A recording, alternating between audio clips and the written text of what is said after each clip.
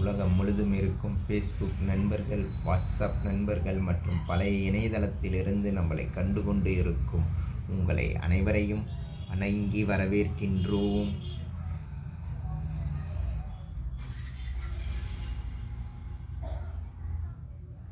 இன்றைய தலைப்பு வாழ்க்கையின் எத்தனை லட்சங்களை கொடுத்தாலும் வாங்க முடியாத ஒரு செல்வம் காலம். காலத்தை நீங்கள் எத்தனை லட்சத்தை கொடுத்தாலும் வாங்க முடியாது. இந்த சத்தியத்தை உங்களுக்கு உணர்த்த வேண்டிய தருணம் காலம். ஓடிய காலங்களை கோடிகள் கொடுத்தாலும் வாங்க முடியாது. வருகின்ற காலத்தை எவ்வளவு வாவென்று அழைத்தாலும் உங்களுக்கு வரப்போவது கிடையாது. ஏதாவது கோயிலுக்கு போகிறீங்க, க்யூவில் கொஞ்சம் 10 பேர் இருந்தால் நம்ம காசு கொடுத்துட்டு போயிடுறோம்.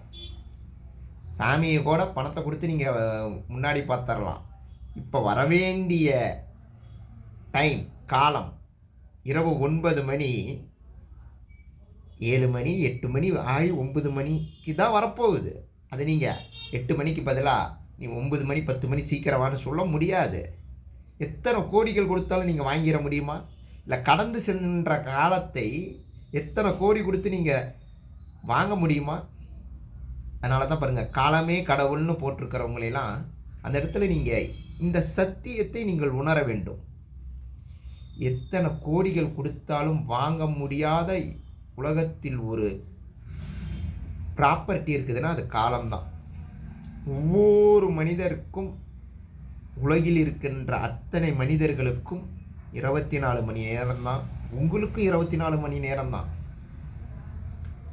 அதை நாம் எப்படி பாசிட்டிவாக ப்ரெசண்ட்டாக எப்படி அதை பயன்படுத்துகின்றோம் அப்படிங்கின்ற ஒரு சார்ட் லிஸ்ட்டை எத்தனை பேர் இந்த விஷயம் நிறைய பிஸ்னஸ் பண்ணுறவங்கள பாருங்கள், நிறைய தாட் கரண்ட் அவங்களோட எய்ம்லாம் பார்த்தீங்கன்னா ஹைஜீனிக்காக இருக்கிறவங்க சார்ட்டோட ப்ரெசண்ட்டோட டைமில் தான் இருப்பாங்க. பல பேரோட வெற்றி ஒரு சின்ன எக்ஸாம் எழுதணும்னா கூட 3 மணி நேரத்தில் எழுதி முடிக்கிறதுக்கு ப்ராக்டிஸ் பண்ணி ஆகணும். 3 மணி நேரத்தில் 200 கொஷின் உங்களுக்கு கொஷினுக்கு ஆன்சர் தெரிஞ்சிருந்த 200 கொஷினுக்கு உங்களுக்கு ஆன்சர் தெரிஞ்சிருந்தா கூட 180 நிமிடத்தில் அதை பூர்த்தி செய்ய வேண்டும். நல்லா பாருங்கள், படிப்பது முக்கியமல்ல, நாலேஜ் வளர்த்துக்கிறது முக்கியமல்ல, காலத்துடன் இணைந்து செயல்பட கற்றுக்கொள்பவன் வாழ்க்கையில் வெற்றி அடைகின்றான். இப்போ 200 கொஷின் பேப்பருக்கு எனக்கு ஆன்சர் தெரியுது, 200 1 மார்க்குக்கு எனக்கு ஆன்சர் தெரியுது. அது 4 மணி நேரம் 5 மணி நேரத்தில் நான் ப்ரெசன்டேஷன் பண்ணணுன்னா எனக்கு ஏதாவது மரியாதை இருக்கா? இல்லைப்பா, எனக்கு 200 கொஷினுக்கு ஆன்சர் தெரியும், எனக்கு 3 மணி நேரத்தில் என்னால் அட்டன் பண்ண முடியலைங்கிறதுக்கு ஏதாவது பிரயோஜனம் இருக்கா? அதுதான் காலம். காலத்தை யார் மதித்து காலையில் எந்திரிச்சு அவங்கவுங்களுடைய சாமிகள், குலதெய்வங்கள், நீங்கள் கும்பிட்ற எந்த கடவுளாக இருக்கட்டும், எல்லா கடவுளுக்கும் இந்த பிரபஞ்சத்தில் எந்த கடவுளை நீங்கள் கும்பிடுபவர்களாக இருந்தாலும் அத்தனை கடவுளுக்கும் 24 மணி நேரம்தான். போன வினாடிகள் எந்த கடவுளாலும் திருப்பி தர முடியாது. எந்த கடவுளாலும் நாம் பயன்படுத்துகின்ற வினாடிகளை, எஸ்டிமேஷன்களை கரெக்டாக பயன்படுத்தி நாம்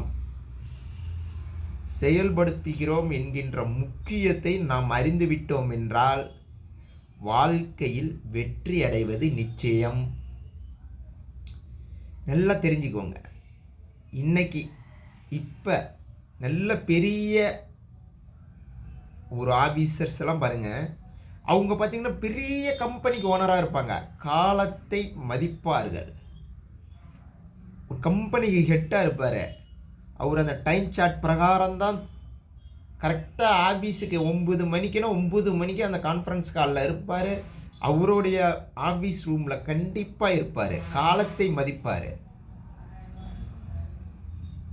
அதே மாதிரி நீங்களும் இப்போ ஒரு ஒரு நகரத்துக்குள்ளே போகிறீங்க, அந்த டைமுக்கு அங்கே பஸ் இருக்குதுங்கிறதுக்கோசரம் தான் நம்ம அதை நோக்கி ஓடுகின்றோம். நீங்கள் அந்த டைம் பங்க்சுவாலிட்டியை நீங்கள் கீப் அப் பண்ண ஆரம்பிச்சிட்டீங்கன்னா வாழ்க்கையின் சக்ஸஸோட படியில் நீங்கள் போய்கொண்டே இருக்கிறீங்கன்னு அர்த்தம். இப்போ நான் ஒரு சின்ன எக்ஸாம்பிள் தான் சொன்னேன். அதே மாதிரி உங்களுக்கு வேலைகள் தெரிகிறது, மற்றவனை விட நம்ம எவ்வளோ சீக்கிரம் செய்கிறோம், ப்ராடக்டை எப்படி உற்பத்தி பண்ணுகின்றோம். அதாவது நல்ல வேலைக்காரன் டெக்னீஷியன் நல்ல பூர்த்தி அடைவதை விட 1 மணி நேரத்துக்கு அவன் ஒரு ப்ராடக்டை தயார் பண்ணுறான்னா நீங்கள் 2 மணி நேரத்துக்கு 3 ப்ராடக்டாக தயார் பண்ணணும். அப்போ 2 மணி நேரத்துக்கு 3ங்கும்போது நீங்கள் டைமை கால்குலேட் பண்ணி பாருங்கள். அப்போ நான் ஆமாம் சாமி, உண்மையிலுமே டைமுங்கிற காலங்கிற கடவுள் மேலே நான் கொஞ்சம் கேர் எடுக்காமல் தான் இருக்கேன். நம்ம இன்னையிலேருந்து அதை செஞ்சிட்றது அப்படின்னு முடிவு எடுத்து எந்த தொழில் செய்தாலும் டைமை கீப் அப் பண்ணுங்க. நீங்கள் உங்கள் பேங்க் பேலன்ஸில் இருக்கிற கரன்சியை வேணால் இன்றைக்கி நாளைக்கு சேவ் பண்ணி வச்சிடலாம். கரன்சியை சேவ் பண்ணலாம், காலத்தை சேவ் பண்ணணும்னு எந்த பேங்க்கும் வச்சுலாம் உங்களுக்கெல்லாம் நடத்த முடியாது. காலத்தை சேவ் பண்ணுறதுக்கு ஏதாவது பேங்க் இருக்குதுன்னா சொல்லுங்கள். ஏப்பா இவ்வளோ நேரம் வந்து நான் சேமித்து வச்சு என் காலத்தில் பேங்க் பேலன்ஸ் மாதிரி ஏதாவது வச்சுருக்கேன் அப்படின்னு இருக்குதுன்னா சொல்லுங்கள். இப்படிலாம் எதுவுமே பண்ண முடியாது. காலத்துடன் இணைந்து வேலை செய்யும் நுணுக்கத்தை கற்றுக்கொண்டீர்கள் என்றால் வாழ்க்கையில் வெற்றி அடைவீர்கள். உங்கள் வாழ்க்கையில் நான் சொல்கிறது ப்ரெசன்ஸ் ஆஃப் டைமில் நீங்கள் நிறையா பேர் பாருங்கள், அடுத்தடுத்த வினாடிகள் வெற்றி அவங்க ஒரு பக்கம் போய்கிட்டே இருக்கும். வெற்றி ஒரு பக்கம் ஸ்டோரேஜ் மாதிரி இருந்துக்கிட்டே இருக்கும். அவங்க ரன்னிங் ரேஸ் மாதிரி ஓடிக்கிட்டே இருப்பாங்க. அடுத்தது என்ன, அடுத்தது என்ன, அடுத்தது என்ன, அடுத்தது என்ன, அடுத்தது என்ன அப்படின்னு. டைமை வந்து எந்த பேங்க்கில் போட்டு சேவ் பண்ண முடியாது. காலத்தோடு ஒன்று இணைந்து நாம் வாழ கற்றுக்கொள்ள வேண்டும். யாரெல்லாம் காலத்தை கால்குலேஷன் போட்டு வாழ, இன்றைக்கி ஒரு சின்ன பேப்பர் எடுங்க. காலையிலேருந்து உட்காந்து எவ்வளோ நேரம் நம்ம உழைத்திருக்கின்றோம், ப்ரெசன்ஸ் ஆஃப் டைமை வந்து நம்ம எப்படி பயன்படுத்தி இருக்கிறோம், அடுத்த நேரத்தை நம்ம ஒரு சின்ன வண்டி ஓட்டுதல், சின்ன ஒரு ஃபோன் பார்த்தல், அதில் எத்தனை நியூஸ்லாம் பயனுள்ளதாக இருந்துச்சு. நீங்கள் அதாவது எந்த வேலைகள் செய்தாலும் அந்த நேரத்தை மற்றவனை விட ஒரு சின்ன அரியர் பேப்பர் வச்சிங்கனாலும் நீங்கள் அடுத்த இயரில் பாஸ் அவுட் ஆனீங்கன்னா 1 இயர் பாஸ் அவுட் ஆகிடும்.